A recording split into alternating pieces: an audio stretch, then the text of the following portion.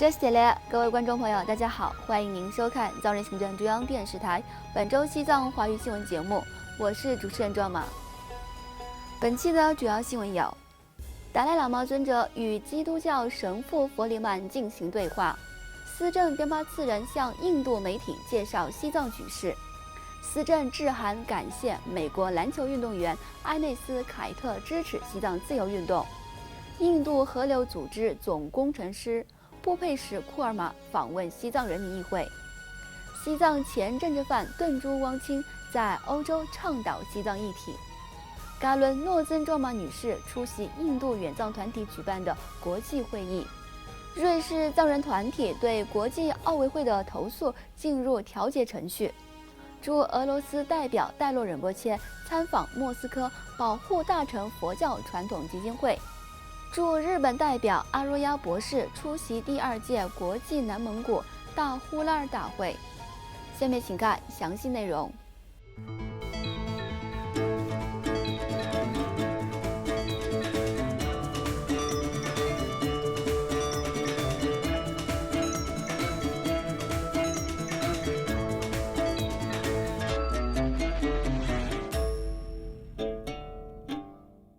因世界基督教禅修会的邀请，西藏精神领袖达赖喇嘛尊者于本周三12月1号在印北达兰萨拉的勤宫，透过网络视讯，以团结意识、一心一意为题，与世界基督教禅修会创始人神父劳伦斯·佛里曼进行简短的会谈。达赖喇嘛尊者在长达1小时的交流活动上强调，宗教领袖可以为促进世界和平做出贡献，而不是试图宣传他们的信仰。在回答佛利曼神父提出的如何看待宗教未来的问题时，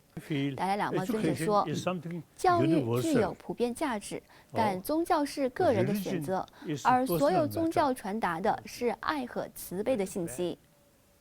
此外，在藏人行政中央司政边巴次仁于本周在对印度首都新德里展开访问期间，接受了共和国电视台的采访，谈到西藏境内的严峻局势，并强调这种局势将会更加恶化。司政边巴次仁在采访中呼吁人们通过谨慎地研究现实情况，来了解中国试图消除藏语来压制藏人身份的做法和相关政策。在德里访问期间，司政边巴次仁在印度国际中心与印度各报刊的20多名外事记者进行了交流，并在本周一与教育部长塔兰卓玛女士一道拜会了印度教育部的联合秘书长斯维体长山女士。目前，司政边巴次仁正在印度北阿凯德邦的德拉敦地区藏人社区进行访问。另外，藏人行政中央司政边巴次仁于上周二11月23号致函美国国家篮球协会波士顿凯特人队的职业篮球运动员埃内斯·凯特先生，感谢他对中国统治下藏人民众表达的声援和支持。司政边巴次仁在信函中感谢凯特先生支持西藏自由运动，以及他对中共统治下遭受苦难的藏人表达的声援和支持。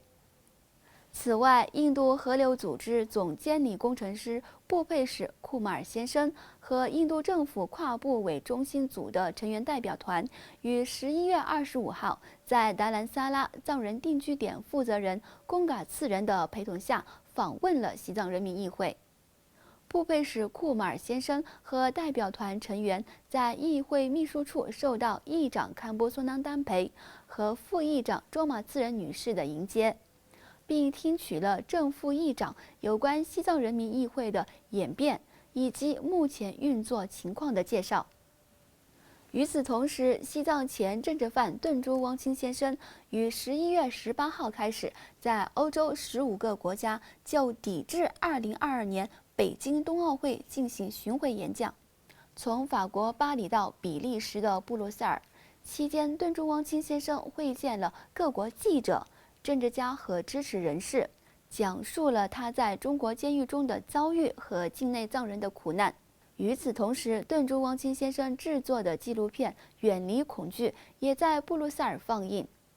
在该片中接受采访的西藏境内各行各业的藏人，在镜头前表达了他们希望看到达赖喇嘛尊者在有生之年返回西藏的愿望，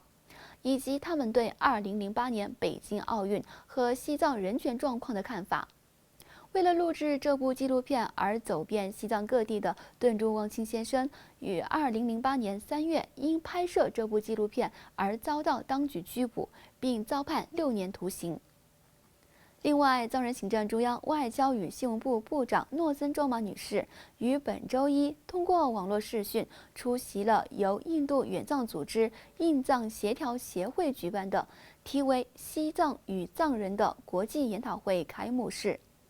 本次会议聚集了世界各地支持西藏的研究人员、科学家、社会活动家、学者和记者，交流和分享他们的研究经验，促进印度和西藏教育机构之间的跨学科方法、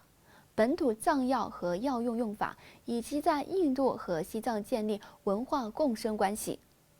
此外，在详细评估4个总部设在瑞士的西藏团体于今年早些时候就国际奥委会违反经合组织准则，将2022年冬奥会举办权授予中国的投诉后，经合组织驻瑞士国家联络点于上周正式在投诉人和被告之间开始调解程序。瑞士藏人团体在申诉文件中详细列举了国际奥委会违反经合组织关于有义务尊重国际公认的人权、跨国企业准则，并指出2022年冬奥会的数个赞助商、合作伙伴和供应商都与东突厥斯丹的强制劳动营有直接的联系。此次投诉国际奥委会的瑞士藏人团体为瑞藏友好协会、欧洲西藏青年协会、瑞士和列支敦士登藏人协会以及瑞士西藏妇女协会。另外，藏人行政中央驻俄罗斯办事处代表戴洛仁波切于本周一11月29号访问了位于莫斯科的保护大乘佛教传统基金会。戴洛仁波切还参访了该基金会分部的擦擦制作坊，并与志愿者们进行了简短的交流。随后为志愿者们制作的擦擦进行了加持和祈祷。请继续收看本期节目的最后一则消息。藏人行政中央驻日本办事处代表次汪加布阿若亚博士于上周五11月26号出席了在日本东京举行的第2届国际南蒙古大呼腊尔大会，并向会议主办方表达祝贺和欢迎。同时宣读了藏人行政中央司政边巴次仁对大会的贺函。司政边巴次仁在贺函中重申了西藏人民对南蒙古兄弟姐妹的声援，并呼吁各方努力加强联盟，为实现所有民族都能自由决定自己的未来而奋斗。日本国会多名支持南蒙古的议员也出席了大会，并相续发表演讲，表达祝贺和支持。南蒙古大呼腊尔会议主席席海明先生和其他与会人士也纷纷通过网络视讯出席会议。与会各界人士在大会的宣言中一致支持南蒙古人民对自由和正义的渴望。各位观众朋友，以上就是本期节目的全部内容。欲了解更多有关西藏境内外的讯息，请登录屏幕下方的网址。